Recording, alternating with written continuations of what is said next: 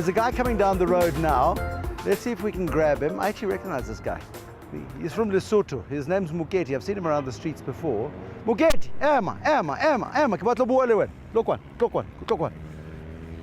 batla bua le wena. Dumela, okay. Jwale Muketi, o tswa ka nako mang? Ke tswa ka 7 o'clock. Ka 7 o'clock? Jwale o tsamaya ka haela batho, o fumane kaofela dintho tse. E bokae ka mo? Ke 150 ka mo. So kaofela dintho tse. Pampiri le plastic ke sa 150. 150 kaofela tsona. E nka letsatsi nngwe o etsa di bokae? Ka letsatsi ke na le ho etsa 150, ke na le ho etsa 200. Okay. Ke thabile o bona. Le nna ke thabela ho bona. O tlo tsamaya, ke batla o bontsha ha o tsamaya ka tseleng ka motokare ya hao. Thank you. So that is so 20th century. Those are the old style trolley collection mechanisms. Sifiso Ngobese, he is a former top commerce student, a former Investec credit risk analyst, and now he's a social entrepreneur. Tonight I'm talking to Sifiso about the opportunity spotting that got him to come up with a new trolley invention. It's the same flatbed truck, is it not? No, it's not. It's not. Have you improved that as well? It's way better. It's much more slick, much more innovative. And is it easier on the wrist? Because those poor guys must suffer. I mean, they're hell of a strong. They're fit as anything. 100%. But it's easier to push and easier It's very light. It's safer because it's got reflective material around it. Secondly, it's got a braking system, so the guy can park the trolley on the side, and put their brakes on, and start collecting.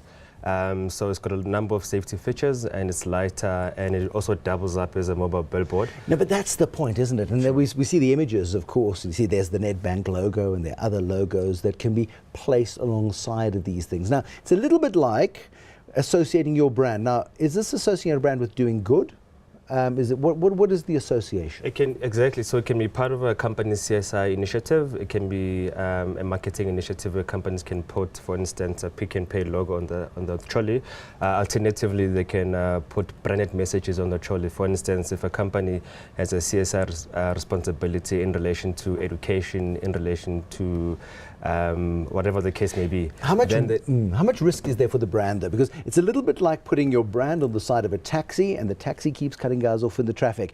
Most of these guys who push these trolleys are hell of a diligent. The last thing they can afford to do is have the trolley damaged. They can't afford to get hurt in any way.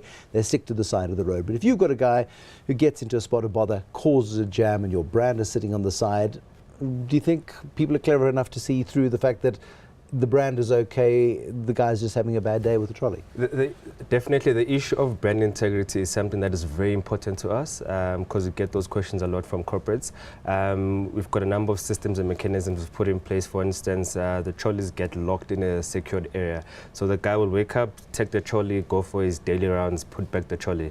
Another system that we've put in place is what we call trolley inspectors. So we hire people who go to the site, inspect in terms of whether the trolley is the signage on the trolley is visible, the trolley is fully functional, and the guy himself who's pulling the trolley is actually clean. So we've put those mechanisms in place to ensure that our clients get a peace of mind in terms of where their brand is. Now, we were talking to the guys, the trolley pushers, and we were talking to them about the kind of money they can make, and it's a blimmin' hard living. They do 3, maybe 4 loads a day.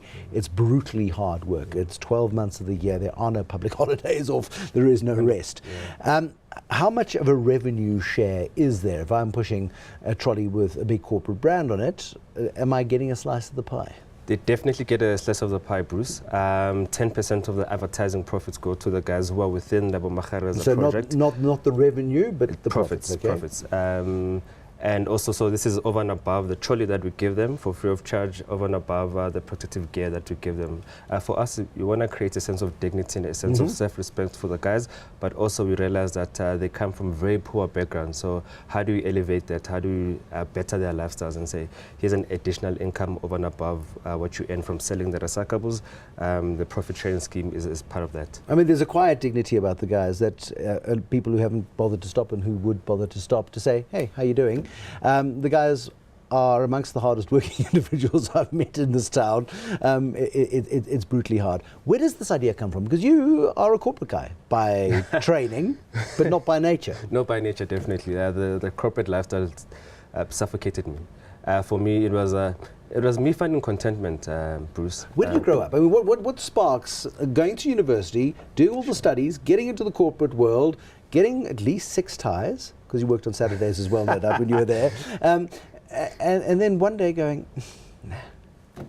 I come from Soweto. That's where I was born and raised. I can identify with lack, with poverty, and for me, to seeing someone who decides not to stand on the side of the road and ask you and me for 5 rand to buy bread, but they decide to wake up in the early hours of the morning to better their lifestyles and hustle. For me, it resonates with me, and I can identify with it. But how the whole idea came about, it was through me doing good.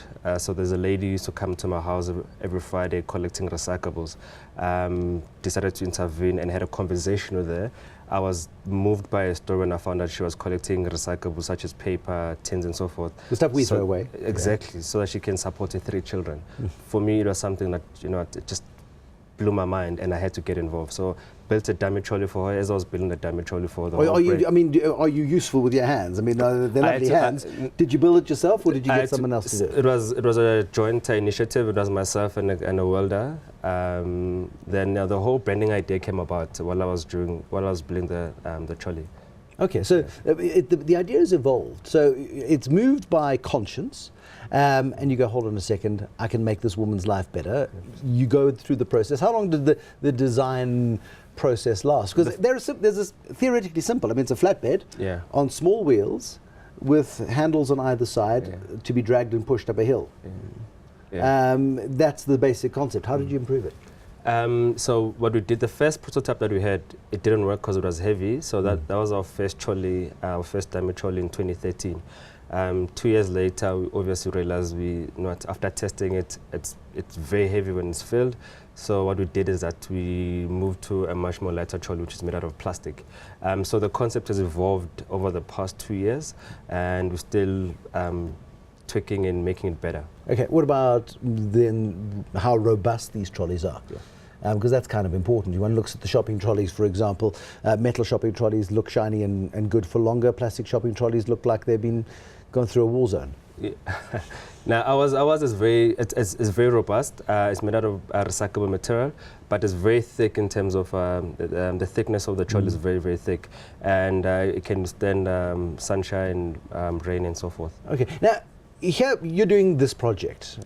Does this make a living for you, or do you do other stuff on the side? Because it's all well and good to have a university degree and some corporate experience and do some good, but everybody has to eat. It's not charity work, Bruce. It's a social enterprise. So how we make our money is that we charge advertising space on the trolleys. So this is the business. This is a business. We also do events. So in major events, for instance, organized by Red Bull or Coca-Cola, what we do is that we go to their site, we do a cleanup using the trolleys and our guys. So the guys also have another opportunity to get an additional income. I mean, these guys live hard lives. Are you seeing the fruits of your labor being realized? Are the lifestyles yet being improved? Yeah, 100%. I think that question, ask us in the next probably 6 months, because for us, we've got a couple of corporates who are very keen to be part of the project. But what we're saying is that the more corporates we have, the more sustainable the project will be, and the more guys will be empowered in the project. So the more advertisers we have in the project, the more trolleys we'll be able to roll out, and the more lives we'll be able to impact. I mean, I've just been massively inspired recently by chatting to a guy called Frank Magwegwe from Momentum. And Frank Magwegwe is a guy who spent 8 months living rough on the streets of Joburg. Wow. And through a lucky break from a hawker who was good to him and gave him a piece job at $10 a day, which he saved until he had enough to buy stock for his own stand in downtown Johannesburg on, I think, Wolmerans and Plain streets. He's an inspirational guy who now runs the retail unit of a big insurance company.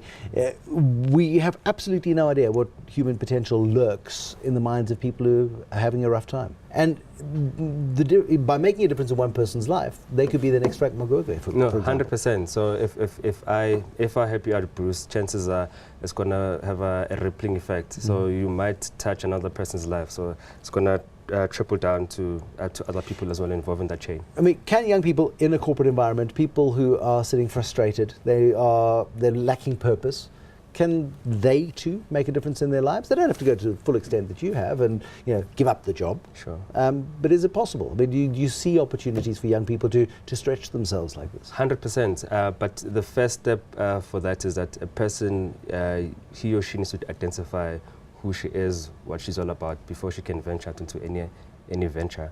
So for me, that's what I did. So after I left my job, I went on a 2-week road trip just to find myself in a Wusa moment, and I realized... Where did you find yourself? Excuse me? Where did you find yourself? Hole in the wall. Tell me Transkaya. Come on. Somewhere in Limpopo, somewhere in the Western Cape. North. It was everywhere. It was everywhere. And I had that moment of realizing what I really want to do. And I have a passion of giving. I have a passion of serving. But at the same time, I want to do it in a manner that is sustainable and I can sustain myself and the next person. It's a lovely idea. It really is. Sifiso Ngobese, making a difference in the lives of people who you probably ignore or do your best to ignore as you leave your home and as you drive to work in your warm and comfortable car. Lots of inspiring stories and lots of inspiring young people making a difference and making the world a better place. Till next time, thanks for watching. Good night.